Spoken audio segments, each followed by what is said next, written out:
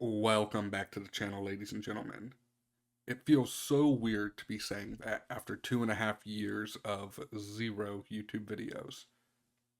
So, if you're from way back then, I really appreciate you sticking around. I hope you stick around for Wave 2. If you're new here, welcome. I hope you enjoy it, and I hope you stick around to see what comes up. I'm still going to do quizzes. I recorded a couple already. They're going out later this week. I think the first one's going out tomorrow. But before they started again, I felt that I should stop by here and just make a short video about where I've been. In the 2.5 years that I've been gone, I've done a ton of traveling, I've done a ton of learning, and I've done a ton of working. Life doesn't slow down just because I do. In the United States, I've taken about 5 big trips. I drove with a buddy down to El Paso. He had enlisted and needed to be at Fort Bliss, and he said, "Hey, I'll pay for your plane ticket back if you drive with me and help me get the driving done." He packed up all his life belongings into his van and off we went. It was an absolutely epic trip. We stopped in Roswell, we stopped in St. Louis, we stopped in Amarillo. I went right down to Juarez. We hung around in El Paso a bit. It was absolutely beautiful. I love that part of the country. I cannot wait to go back and visit. Another trip I took was up to Quebec City. I went with my best friend Seth, and we stayed in Old Town. We stayed in a hostel up there and just spent a long weekend being in Quebec. I mean, we went to the Citadel. That was absolutely stunning. We watched them fire off the noon cannons, and we weren't quite prepared for how loud it was going to be. Then we spent a lot of time driving around. I mean, we drove up to Ottawa, we drove all the way through Toronto. We got detained in Detroit, Windsor, crossing the tunnel. Or no, we went across the bridge coming over the Ambassador's Bridge, and we ended up getting detained for 3 hours because they didn't like two guys going into Canada with no real set plans and just kind of figuring it out. But at the end, it was all laughs. In the moment, it was pretty stressful, but at the end, it was laughs, and I got a Canadian passport stamp in my US passport, which is fairly uncommon. Another big trip I took was down to Florida. I spent some time down just south of Tallahassee, down in the Apalachicola. I went down there to this place called the Dwarf Cypress Forest. It was a bit of a surreal experience because you're driving down these dirt logging roads and then you pull up to it and all of a sudden all the trees in like a mile radius just refuse to grow above 6, 8, 10 foot. And it's like something out of Avatar or one of those AI videos of landscapes. It was incredible. I drove the Blue Ridge Parkway from Cherokee, North Carolina, all the way up to Roanoke, Virginia. Me and my grandfather did that over a couple days. I stopped at just about every point of interest they had. We ended up doing that just shortly before the hurricane hit down there, and a lot of those areas still to this day are not the same, so my heart really goes out because it's a beautiful part of the country. I've done dozens of little trips in between. I've driven back and forth to Atlanta probably 20 times. I've visited Indiana, Pennsylvania, spent weeks camping in West Virginia and Kentucky. But those were the main trips in the United States.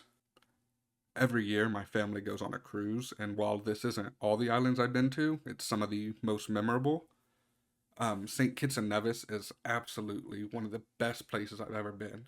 If you told me, hey, you have to take a beach vacation somewhere, I'd pick St. Kitts over and over again. The last time I was there, I rented quad bikes, ATVs, with my sister, and we rode around the island, rode down to where the ferry connects with Nevis. We just took a whole day out of it. It was great.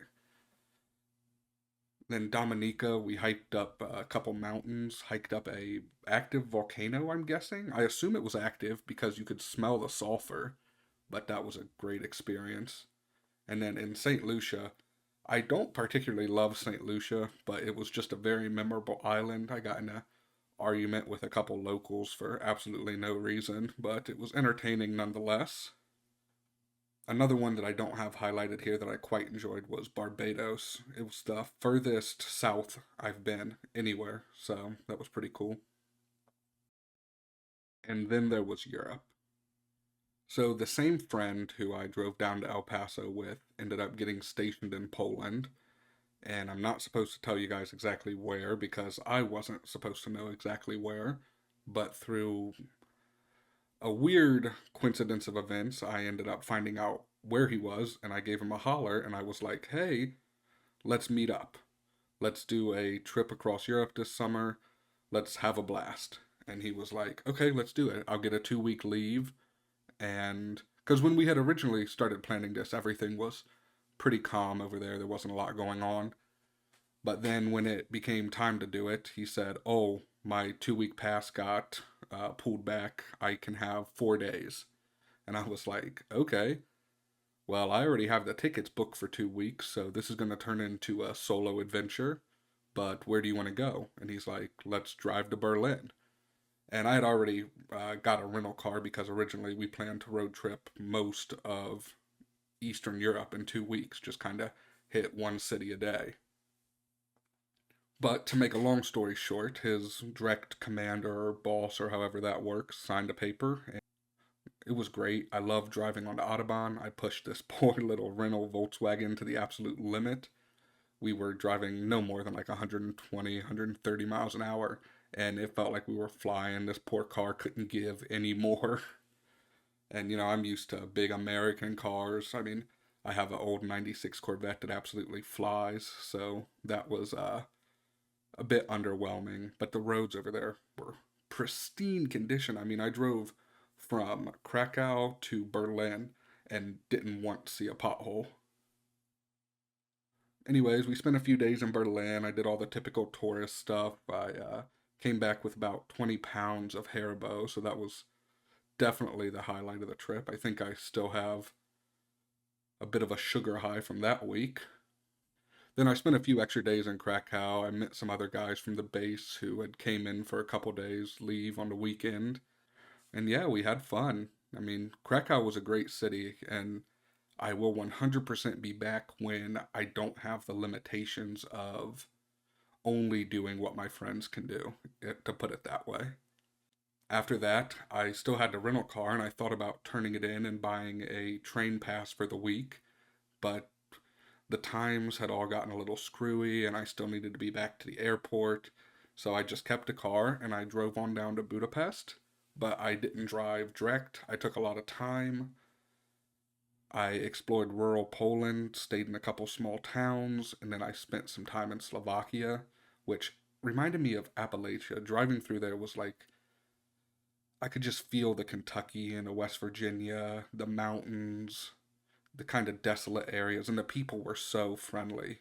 I mean, I speak no Polish, I speak no Hungarian, I speak no Slovakian, and my German is 2 semesters in college, so it's nothing impressive. And everyone I encountered the whole way was more than willing to help me. I get down to Budapest, have an absolutely wild time. I don't think I slept the entire time I was there. Then I hopped back in the car, headed back up through Slovakia, a lot slower. I mean, I was dragging by then.